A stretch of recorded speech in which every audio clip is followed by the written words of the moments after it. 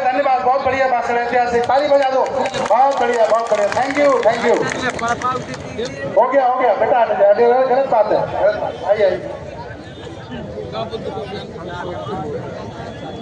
इसके बाद चूंकि एडवोकेट सुप्रीम कोर्ट के बहुत बड़े लॉयर महमूद प्राचा जी की ट्रेन है, चूंकि झांसी डायरेक्ट हवाई जहाज नहीं आता, लखनऊ कार्यक्रम होता तो वहाँ हवाई पट्टी है। अब सोचिए बाबा साहब के परिवार को हमने खजुराहो बुलाया है, वहाँ गाड़ी लेकर के आ चुकी हैं, खजुराहो हवाई पट्टी है, ग्वालियर हवाई पट्टी है, तो महमूद प्राचा साहब को वापस जाना है।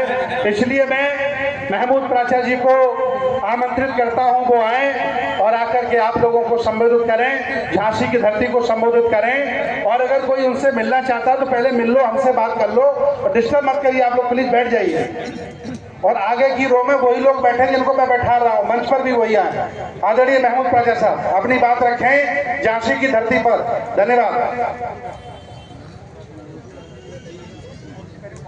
सुप्रीम कोर्ट के वकील यूट्यूब में डेली आते हैं। 9वें राष्ट्रीय बहुत महासम्मेलन में आए हुए भरते सुमित रत्न जी ने सही टर्मिनोलॉजी इस्तेमाल करना शुरू की है। राजा महाराजाओं,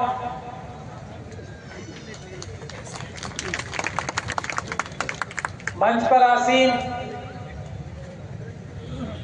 राजा महाराजाओं के सभी सेवक, सभी को जय भीम। जय भीम।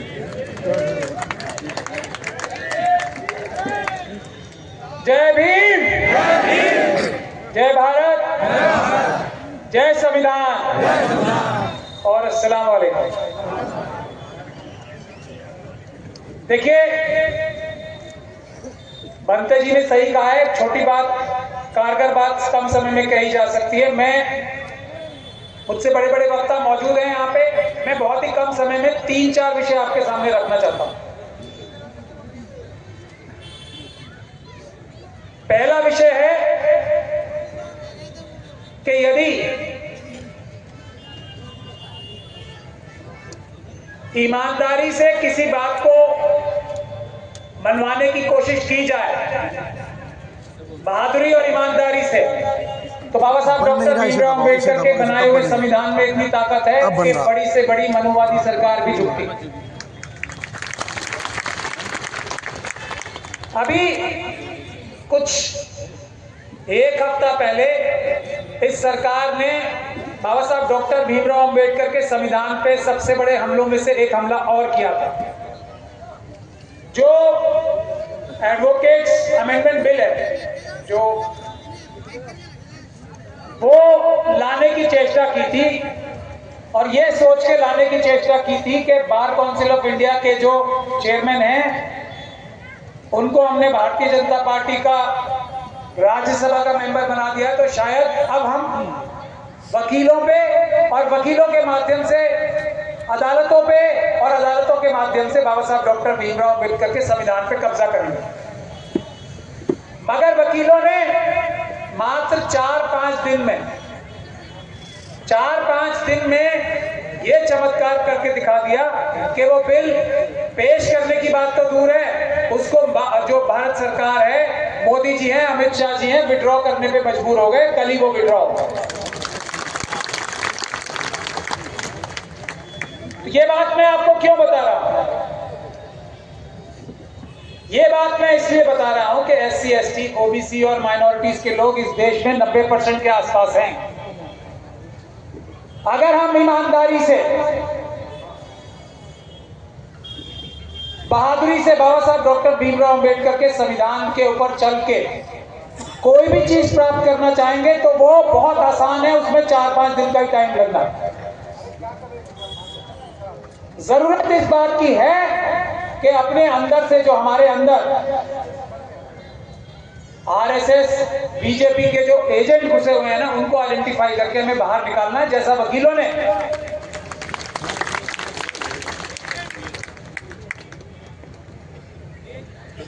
ऐसा ही होता है। जो RSS और बीजेपी के एजेंट थे, वकील समाज के अंदर उनको साइडलाइन कर दिया। 5 दिन में सफलता प्राप्त हो गई, ये बात मैं आपको बताने आया।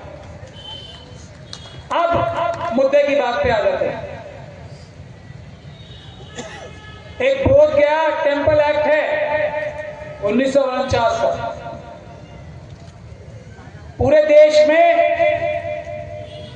जो प्लेसेस ऑफ वर्शिप एक्ट है ना, उसके बारे में भी बहुत आप लोग सब देख सुन रहे होंगे। सुप्रीम कोर्ट में पिटीशन दायर की हुई,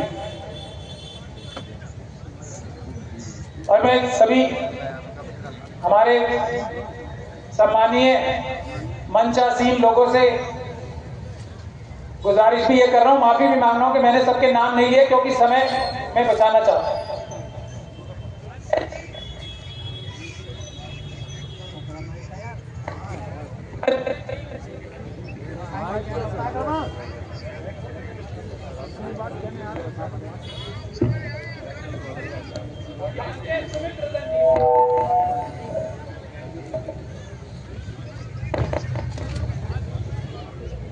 हेलो,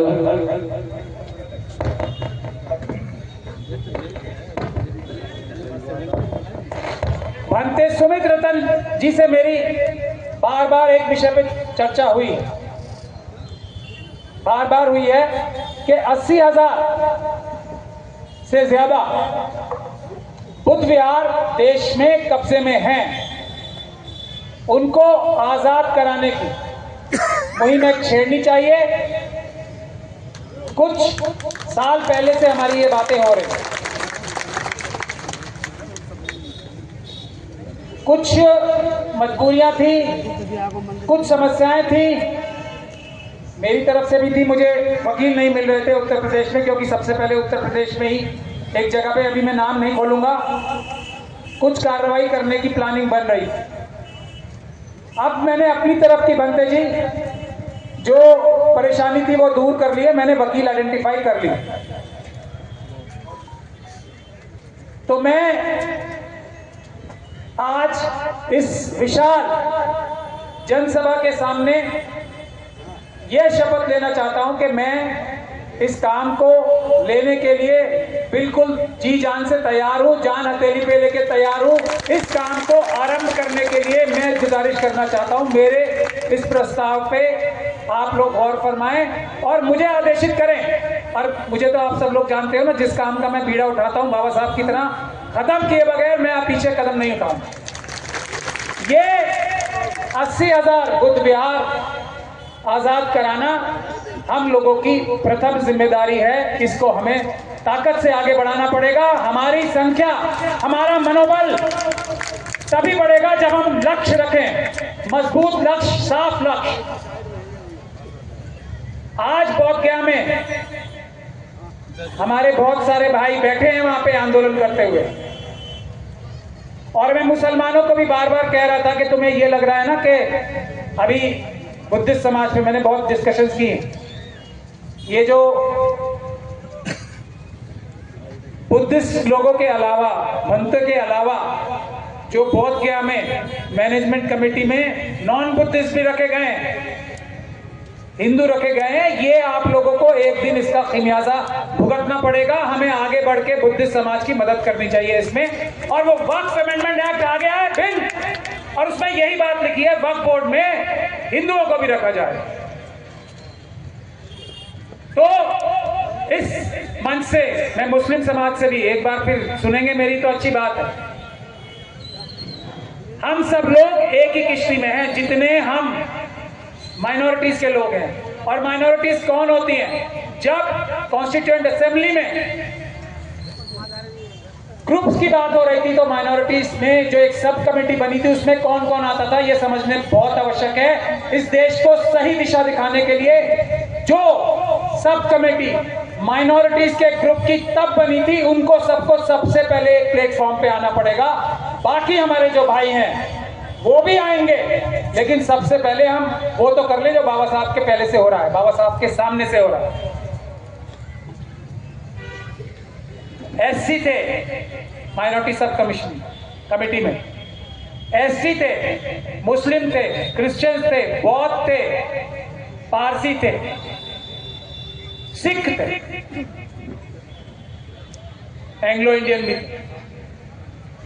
ये है जो शुरुआत करने के लिए हम लोग सबसे ज्यादा प्रताड़ित हैं। ये बहुत महत्वपूर्ण बात है। तो हमें आज भी ये ग्रुप जो है देश में 46% है, आज भी 46%। और हमें सबको एक चीज क्या बांधती है कि हमारी प्रताड़ना सबसे ज्यादा हो रही है, ओबीसी समाज की हो रही है, लेकिन उनका बड़े ध्यान से इंजेक्शन से, मोटे वाले इंजेक्शन से खून निकाल रहे हैं ताकि दर्द कम हो।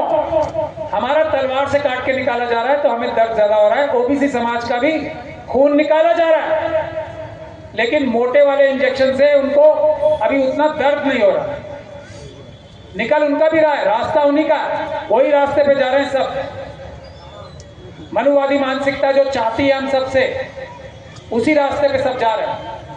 तो मेरा नम्र निवेदन यह है कि हमें सबको मिलके एक बड़ा आंदोलन, कानूनी कार्रवाई जिसमें 20% होती है, 80% में बार बार इस बात को कहता हूं, अदालतों पे हमें विश्वास करना चाहिए, बड़ी अच्छी बात है, लेकिन 20% अगर न्याय लेना है तो 80% सड़कों पे होगा, 20% अदालतों पे होगा।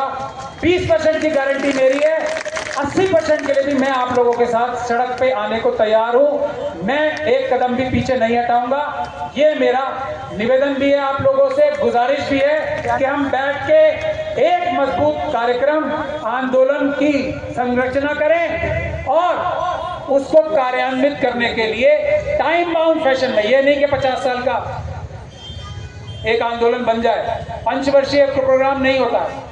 तो भले ही हम मुट्ठी भर लोग शुरू करें, बनते जी मेरी ये रिक्वेस्ट है, हमें मुट्ठी भर लोगों को ये 80,000 बुद्ध विहार आजाद कराने की एक स्कीम, एक पॉलिसी बैठ के आप लोग अपना ग्रुप तैयार कर लीजिए। मैंने लीगल वाला अपना सारा एंड मजबूत कर लिया है। अब मैं आप लोगों से यही निवेदन करने आज मैं आया हूं। मुझे वापस जाना है, आप लोगों की इजाजत भी लूंगा।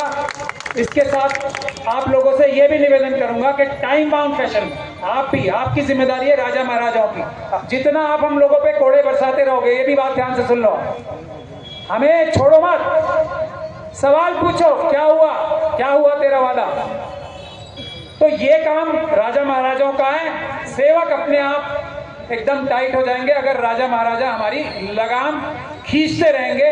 तो ये जिम्मेदारी आप लोगों को देके हम लोगों की लगाम खींचने की, कि टाइम बाउंड फैशन में आप एक तरीक वो निकालो आंदोलन का रास्ता, जिसमें कानूनी भी होना चाहिए और सड़क पे भी होना चाहिए। आज ये जनसंख्या देख के मुझे पूरा भरोसा हो गया है कि जनता में, महाराजाओं में, राजाओं में कोई कमी नहीं है, कमी इस तरफ है जो हम लोग इस तरफ खड़े। बहुत बहुत शुक्रिया। जय भीम, जय भारत, जय संविधान। बहुत बहुत धन्यवाद आदरणीय वकील साहब। बाबा साहब का परिवार हमारे मंच के नज़दीक पहुंच चुका है। पूरी भारतीय बौद्ध महासभा की टीम आ चुकी है। राजेंद्र पाल गौतम जी भी रेलवे स्टेशन से यहाँ के लिए चल दिए हैं और मैं चाहता हूँ उनके लिए 3 लोगों के लिए स्पेस बनाया जाए। जो लोग नहीं हम चाहते हैं वो बैठे आगे।